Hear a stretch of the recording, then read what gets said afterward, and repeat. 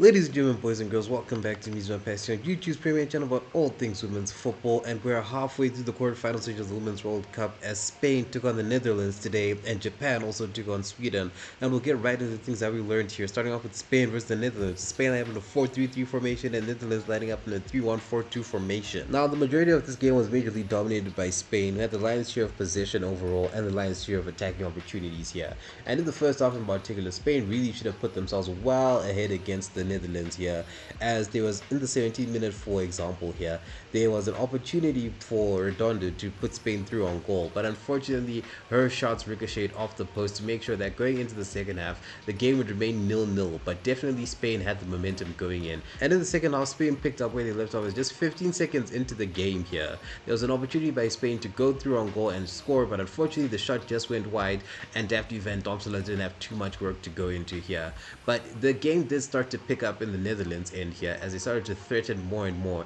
and in the 60th minute their efforts seemed to have been rewarded when Bernstein was brought down in the box and a penalty had been called, but after VAR reviewed it was then rescinded, which I do think was a very poor call because it did look like she had been barged there and it should have been a penalty, but it did not come to fruition for the Orange Lionesses here. But funny enough, just 18 minutes later there would be a penalty call, but this time for Spain, which went on to be converted by Caldente in the 80th minute, who gave Spain the leg up here going into the last 10 minutes of the game. And it seemed it was all pretty much well and done when in the first minute of extra time the player who had conceded the penalty, Van der Graafs, had went from 0 to hero as she scored to give the Netherlands an opportunity to go into extra time and fight for a win. And a win was something that was definitely on the minds of both teams here as they went hell for leather, particularly in the 107th minute where Bernstein went through on goal, but again her shot would just go narrowly and painfully wide here. And going into the rest of the second half of extra time,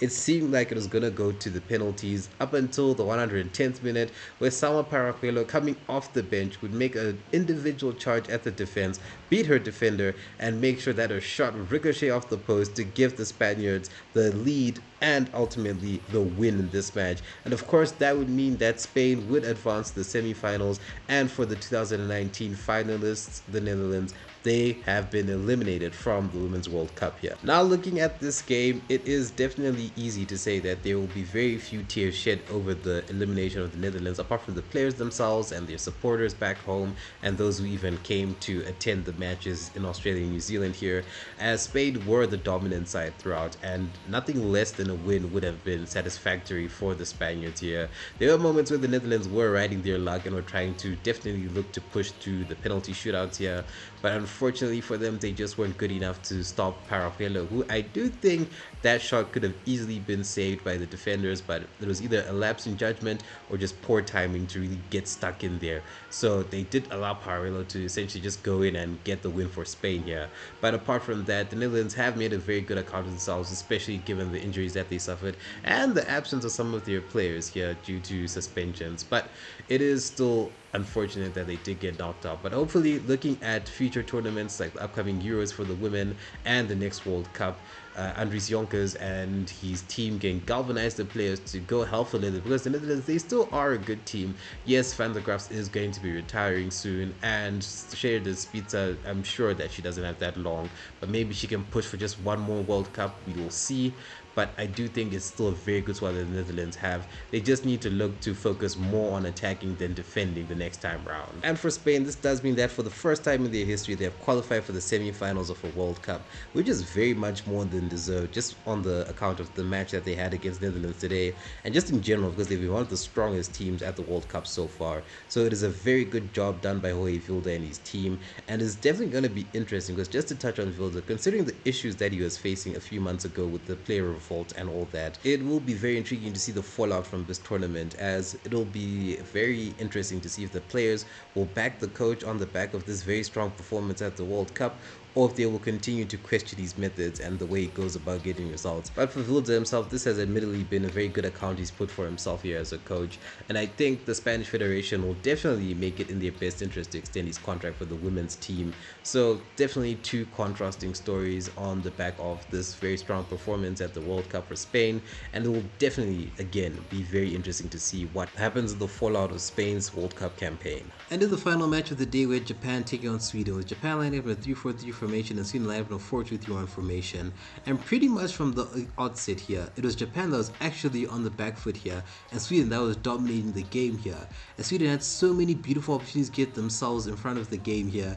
such as in the 24th minute, where Stina Blackstenius had managed to beat her defender, but unfortunately lashed out at the ball and couldn't get her shot on target. But not to fear, as just 7 minutes later, there'll be a scuffle after a corner opportunity here that will lead to Ilestedt being the one to take the ball and put it in the back of the net to give the Swedes the lead going into the second half of the game here. And pretty much going into the second half as well, the Swedes were dominating and it was pretty much business as usual for them. As in the 50th minute, a penalty would be granted the Swedish team after there was a penalty called for handball by VAR, which was promptly put away by Engeldahl to give the Sweden team here a 2-0 lead going into the rest of the game. And pretty much from this point forward, Japan were fighting against all the odds here. And luckily for them, they'll get their own penalty call in the 74th minute, but unfortunately, Ueki would not be able to convert, and it would take up until the 87th minute for Japan to finally get their goal. And going to the last 10 minutes of added time, it was pretty much Japan against the world. But in spite of their best efforts, the Nadeshiko were unable to get themselves on level terms with Sweden, who eventually ran out 2-1 winners in this game and pull off their second consecutive biggest defeat and upset of the favorites to win the Women's World Cup, this time in Japan and not the United States.